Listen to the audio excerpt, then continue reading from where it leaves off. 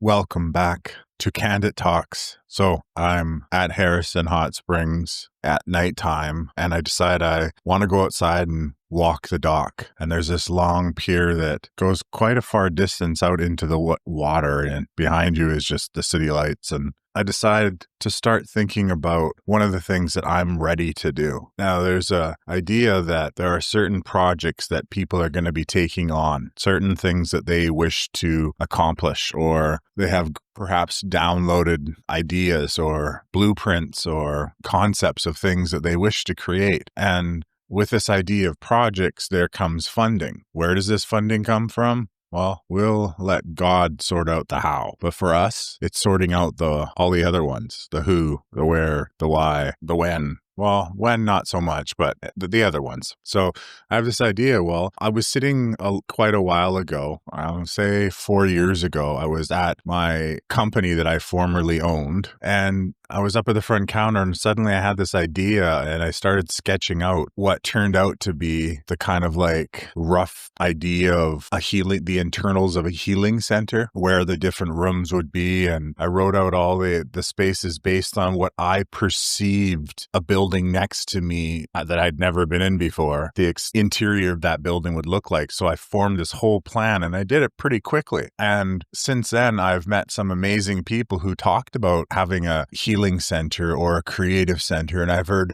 other people float the other ideas about how we could go about creating healing centers and how important they are. And so that really is one of the projects that I want to kind of coordinate, that I wish to spearhead. How? Well, how will this be funded? I'm not going to worry about that part right now. That part will be the easy part. What I am going to consider is what I want in this project. Now, it doesn't necessarily mean that I want it, so therefore it will be, but it's in an ideal world. If I was doing it all by myself, what would I want? Sure, when partners come and all that other stuff, there will be a cohesive want or decision made. However, if I was doing it by myself right now from this point, first of all, I would want to repurpose older buildings. I would want to hire an architect full time with however many other people he needs to have on his team, to hire a group of those people full time, because this wouldn't just be one project. This would be not copied, but it would become the whole idea of creating creative centers in this sort of fashion would become a big project.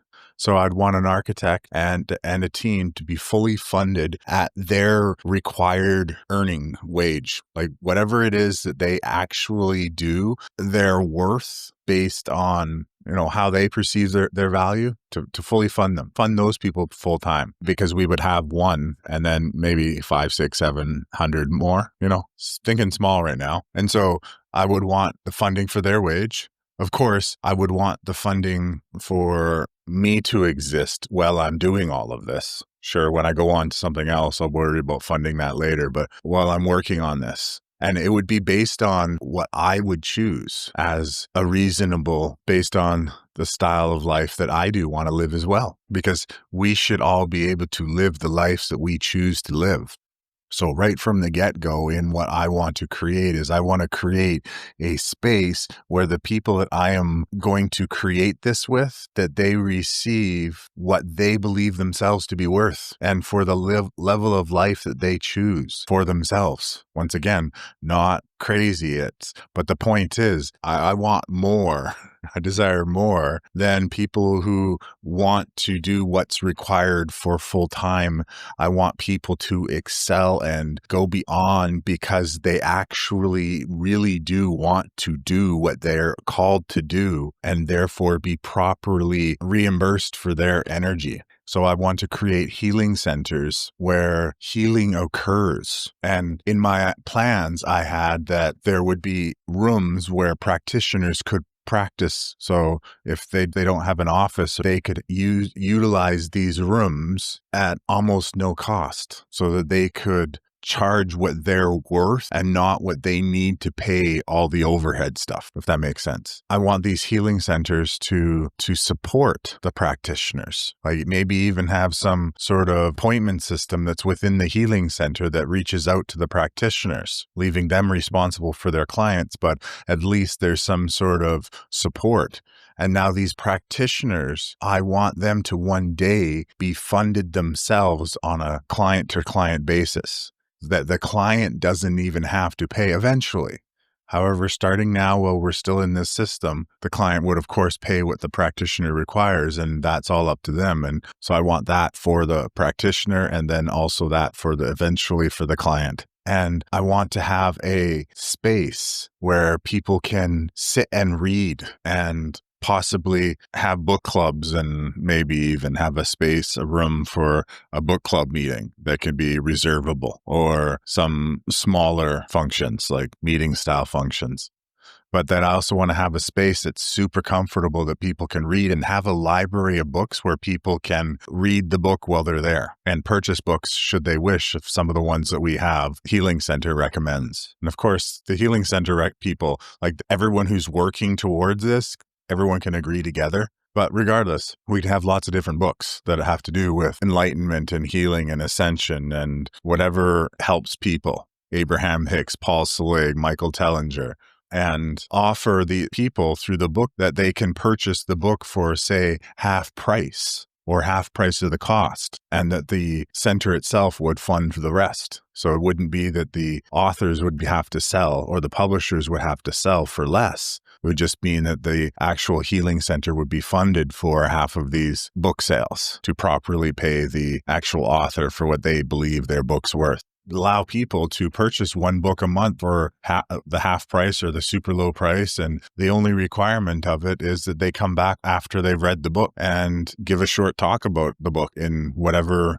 group setting we have. And then I also I want to have a rather large space where people can do group meditations. They can do group lectures, whether it's a speaker or you have a large screen TV where you can broadcast different films like Samadhi or something from Gaia, or live streams of Joe Dispenza or whomever. To have this space where people can get together and, as I said, create community and create group functions. And this space can also be lent out to larger talks. Perhaps someone has something and they need a space where, they can comfortably fit an audience of differing levels, and that this space is somewhat funded for them. The idea is to have a center where healing and community. One of the most interesting additions that I had to this idea was enhanced by someone that I had met. And she was talking about having a creative center. And it suddenly occurred to me, it's like, yes, a creative center. She's right. That would give people an opportunity to practice one of their greatest power is create. As children, we create and we're very, very powerful. And then very quickly, they turn us into non-creators by giving us video games that have already shown us what we're expected to see, and giving us movies to program us and telling us what things are and how the world runs, and news and weather to tell us what the weather is going to be so that we can create it. So we forget we have the ability to create, and we get stuck in routines and traumas and dramas and bills, and we stop creating. So I want this healing center to have a creative aspect to it, a place where people can, like adults can draw with crayons and kids can paint on the walls, because we can always repaint it right after. It's not a big deal. Yeah.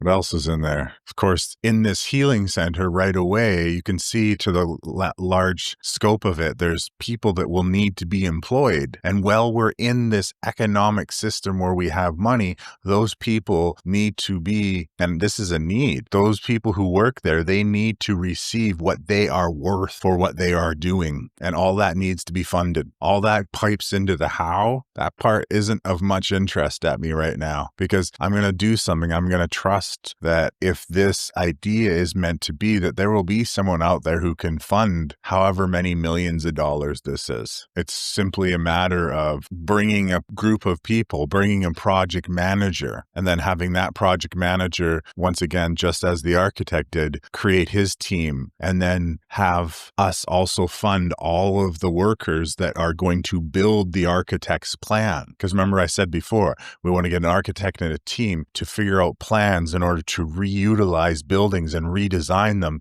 in a functional way as to be geared towards or to become healing centers. And then a group project manager works with the architect to make decisions on how that building comes to look with those ideas that I spoke of. And you would, of course, have offices in addition to the practitioners' rooms.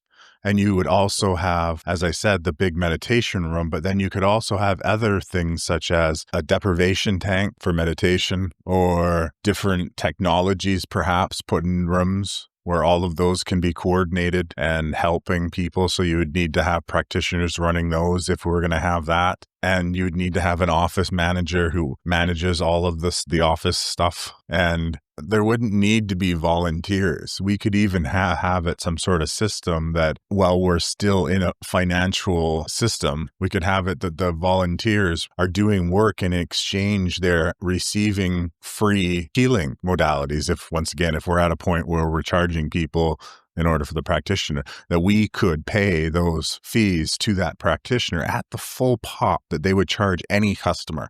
Because why we should live in a world. I know this doesn't make sense. I know that someone's out there is possibly thinking, okay, this doesn't make financial sense. You can't just create money out of thin air. Well, actually, that's what we've been doing for a very long time. That's why we're in this inflation state.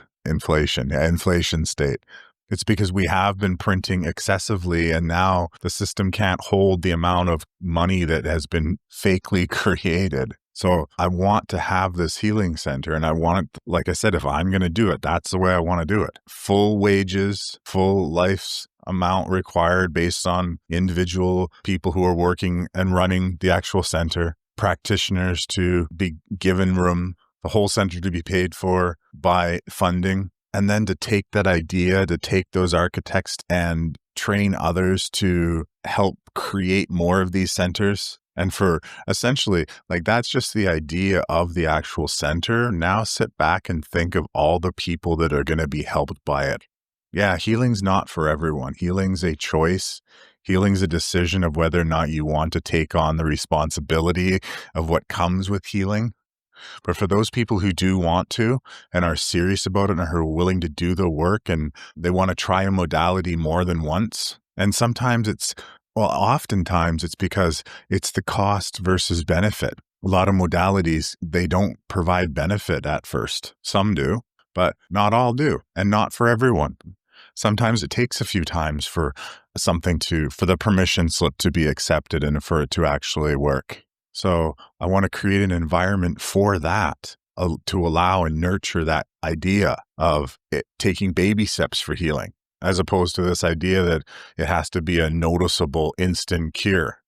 So for those people who really do want to heal, that they are given the tools, not given, but helped along with the tools, because it still requires dedication and sacrifice, but not sacrifice in the sense that you have to lose something that's going to hurt you, but sacrifice in to give up something that may be holding you back. See, that's the one thing is, what are we willing to give up to get what we want? And one of the greatest secrets that was ever revealed to me is you give up that which you are most connected to, like, for instance, and not permanently.